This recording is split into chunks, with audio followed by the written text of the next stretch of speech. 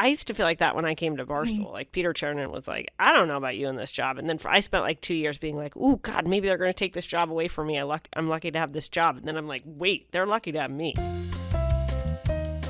Huge shout out to Omega Accounting Solutions. We love Omega Accounting Solutions because they help small businesses. Barstool Sports loves to help small business. What Omega Accounting Solutions does is it gives your small business access to experts who actually know how to add, count, subtract, multiply, divide, all those kind of things. And it helps you take the time you need to run your business, and it gives them the ability to help you save money, make the most of your finances, and also, and majorly importantly, it enables you to take advantage of whatever tax credits you are owed that you probably don't know about. So if you call 1-800-704-2000, you can talk to a very qualified person at Omega Accounting Solutions, or you can go to omegataxcredits.com to learn more. Hi there. Oh, hi. Is this Jessica? Yes. Where are you calling from? I'm calling from Toronto, Canada. Okay. What's going on? So my question is, I recently started a new job about a few months ago, and I moved companies for this job because it was, the next level up in the hierarchy in my career path, and I knew I was ready for that next step.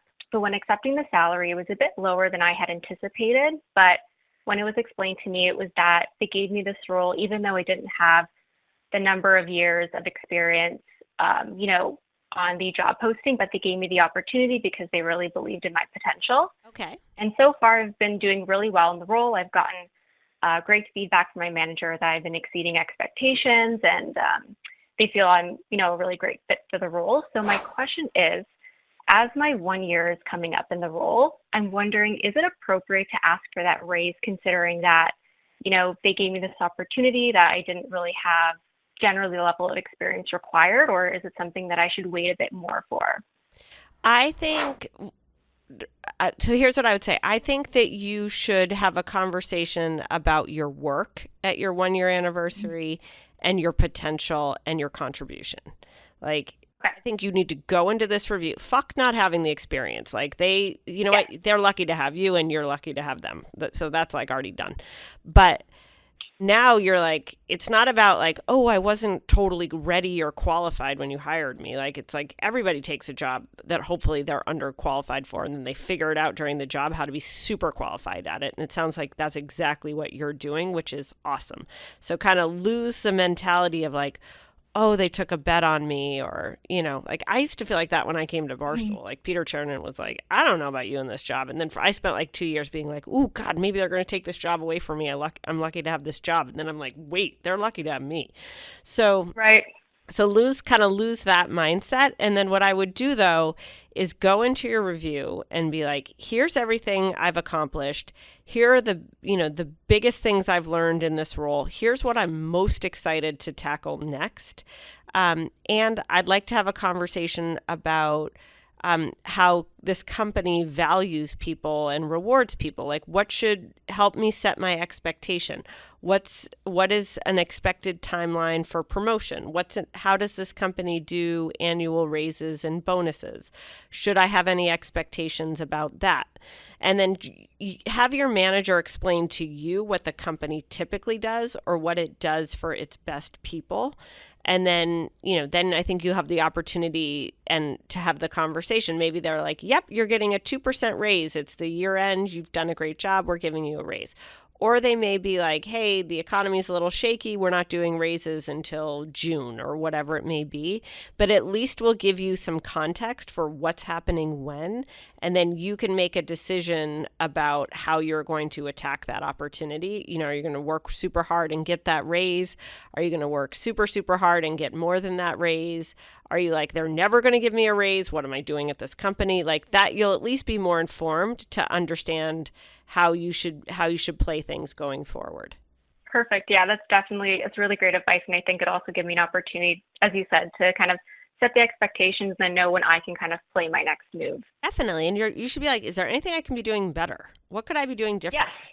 Yes. Exactly. And then you'll be like, great, I've done those things. I'd like you to invest in me, please. Yeah, perfect. No, that's great. Thank you so much. Awesome. Okay, bye. Okay, for anybody looking to get a jump start on the holiday season, I have just the brand for you. It's Travis Mathew. I wore this to work today. Gorgeous white coat, wore it with my pants and my sneakers. Awesome. You can get all sorts of great things now for women at travismathew.com. What I love about that is if I'm looking for stuff to work out in, if I'm looking for stuff to wear on the train, if I'm looking for stuff to lounge around on Saturday where I want to be comfortable but I don't want to look like a total schlub, Travis Mathew is the perfect brand to do that. You can go to travismathew.com and use code TOKENCEO for 20% off. So get your holiday shopping going. If you're a guy, you can buy for yourself and you can buy for your girl. If you're a girl, you can just buy for yourself or maybe buy for your guy. Go to travismathew.com and use code TOKENCEO for 20% off. Hello. Hello. Hi. Hi, how you doing? I'm good. How are you? Is this Melissa or Marissa? I do not have my glasses on, so I can't really tell. Hi, Marissa. What would you like to send me your resume? Okay, I get Melissa all the time. You do? No, actually, I work in recruiting, so I think my resume is okay, at least for now. Great. This is a refreshing call. I'm taking on 2 resume reviews out of this show. What is going on? So I'm actually very excited. This is my 3rd time trying to get in, so I'm very excited. Oh, well, I'm excited to talk to you. I'm sorry it's taken so long.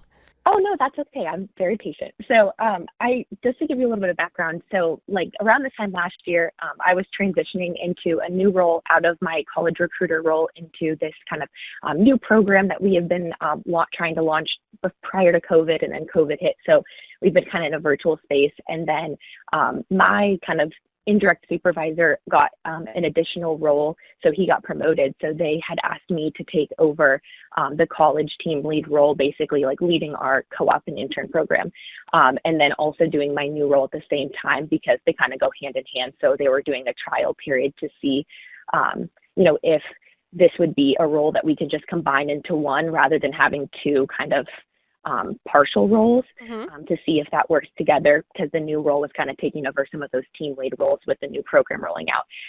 So we're hitting almost the year mark of me doing that. And prior to us returning to work, we just returned to work at the beginning of October. And so we weren't able to go onto college campuses or do anything in person prior to that. So our whole program was virtual.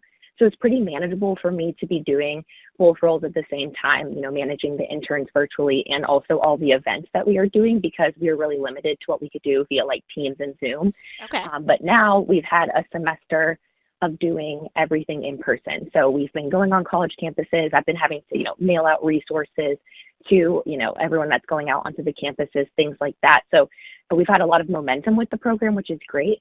But what I'm finding is that it's become kind of challenging as one person to manage that. I do have someone else on the program that helps. We kind of co-manage the program, but he's in a similar situation where he's kind of split between 2 roles as well. They're kind of project roles.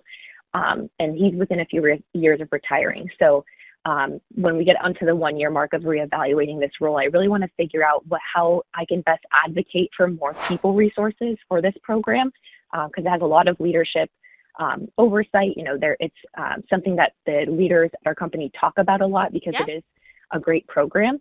But I'm just trying to figure out how to best kind of advocate for myself and also for the program to have more people invested on the team so we can best run the program as it grows. Yeah. Okay. So congratulations. Sounds awesome. My advice would be this. Articulate the best of this program, like kind of distill the heart of the program into like a couple paragraphs, or just why is this program so important to the company? It changes how you're perceived on the outside. It enables you to attract incredible talent.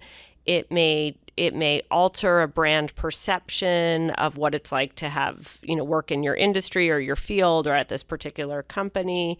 It creates a level of preference with a young employee base, like whatever it is you hear your executives talk about and from creating the program and living in it every day, like, why is this thing so special? Then I would outline what is the greatest risk to the program. And the greatest risk is One is you're not able to do ABC, XYZ, 1, 2, 3. You're not able to keep up with whatever the demands are of the program because, one risk is no one is staffed on this full time. Another risk is that both people who manage this full time also have full-time jobs. So very often important work like blah, blah, blah falls to the wayside or whatever, just comes last. I think the third thing you might want to say is that your competitors may also develop this type of program, which will make it harder for your company to stand out. Or you may fall behind or, give people a less than stellar experience, which would ruin the purpose of doing it in the first place. So I think you want to articulate, why is this thing so great? What are the biggest risks to it? How would you structure this if done in an ideal way? And you could do like short term, medium term, long term. And in that short term, medium term, and long term, I would say, hey, we need to bring on an intern, or we should bring on one associate, or we should, whatever, the program. So whatever you think should happen. What I would say is the program is great. The other thing I would do is say, what could the program be? How big could it be? So we've got a great program. This is where it could go. Here's what the biggest risk to it is. And here's how I would think about investing in this program. What's hard in your job is you're a cost center, right? So nobody wants to throw money at HR and recruiting and stuff like that, unless they think it's in the right interest of the company and will help the company make money. So maybe just think about framing it that way, outlining a plan that kind of establishes you as a very likely or promising leader of it. And then I don't know how anyone will be able to say no to you. That sounds great. That's kind of where I was going, but hearing, those little insights as well is really great. I like the long, short, medium, and long term. I think that helps them kind of see the vision overall. So thank you so much. Okay, great. Let us know how it goes. I will. Thank you. Okay, bye-bye. All right, let's talk about Tradovate. Tradovate's pretty cool. You can go to tradovate.com/barstool to learn more. And specifically, what you're going to learn about is how to predict, play, and win. So everyone knows fans of Barstool Sports love to gamble. Now they can gamble with the stock market, which, let's face it, the stock market is just like gambling, which is why Tradovate was made as a product. So you can invest. You can also pick the leaderboard. You can do winners. You can do overs. You can do unders. You're just doing them with stocks instead of horses. So if you go to tradovate.com/barstool, you can learn more. You can predict, play, and win. And best of all, you get your first 3 predictions for free. Let's go. I'm never going to have a better call than this. Hello. Oh my gosh, I got picked. You cannot be a pushover. Nobody is going to respect you. We got to get going on that. Be comfortable when you're 6. That's creepy. You're also stunting your life. I don't know if that was helpful.